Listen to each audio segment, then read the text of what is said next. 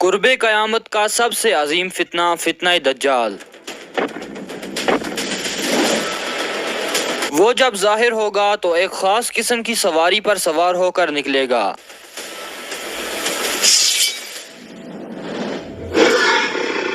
اس کی سواری میں کس طرح کی قوت ہوگی اور کیا دجال کی اس سواری کا تعلق آج کے جدید دور سے ہے؟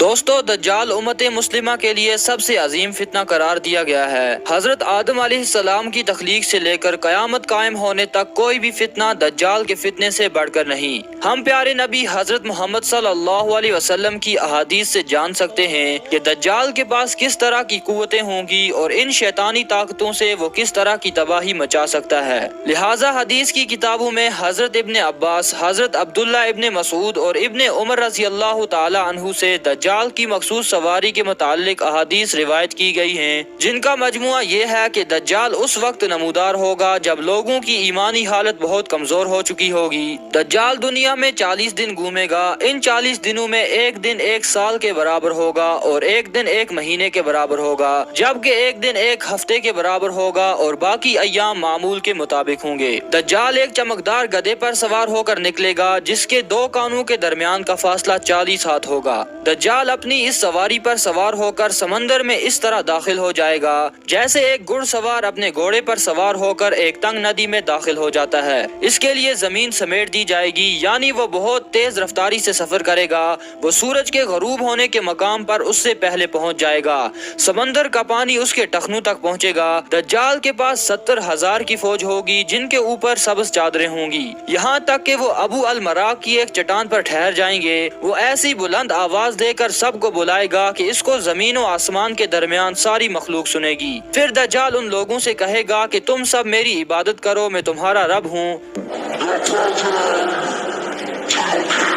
اس موقع پر رسول اللہ صلی اللہ علیہ وسلم نے فرمایا، تمہیں یہ جان لینا چاہیے کہ تمہارا رب ایک آنکھ والا نہیں ہو سکتا، بھلا وہ جو دوسروں کو آنکھ دیتا ہے وہ خود کیسے بینائی سے محروم رہ سکتا ہے۔ اس بدبخت دجال کے ماتھے پر کافر لکھا ہوگا جسے صرف مومن ہی پڑھ سکے گا اور اسے پہچان لے گا۔ دجال اپنے گدھے پر سوار ہو کر ساری زمین پر گھومے گا۔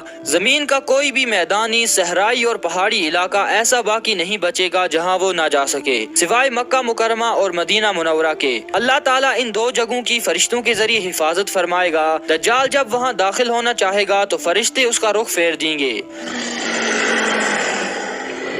دوستو، کچھ محققین کے رائے کے مطابق دجال کی سواری کے لیے حدیث میں لفظ دابہ یعنی جانور کا لفظ استعمال کیا گیا ہے، اس لیے وہ کسی بھی طرح کی سواری ہو سکتی ہے۔ ممکن ہے کہ دجال کی وہ سواری کوئی UFO یا جدید جہازوں کی کوئی ایڈوانس شکل ہو۔ جیسا کہ ہم جانتے ہیں کہ آج کے اس دور میں ہوا اور آواز کی رفتار سے کئی گنا زیادہ تیز سپر سونک جہاز تیار ہو چکے ہیں، اور UFO کے قصے بھی پچھلے 100 سالوں میں بہت مشہور ہوئے ہیں۔ ممکن ہے کہ دجال کی یہ سواری ایک UFO ہی ہو۔ ان تمام باتوں سے یہ نتیجہ نکلتا ہے کہ جدید دور میں تو یہ UFO اور سپر سونک جہاز انسان کے فائدے کے لیے استعمال ہوگا، لیکن مستقبل میں جب دجال تمام ٹیکنالوجی پر قبضہ کر لے گا تو وہ انہی جدید سواریوں یا اس کی کوئی ایڈوانس شکل پر قبضہ کر کے پوری دنیا کے کونے کونے تک چند منٹوں میں پہنچ جائے گا۔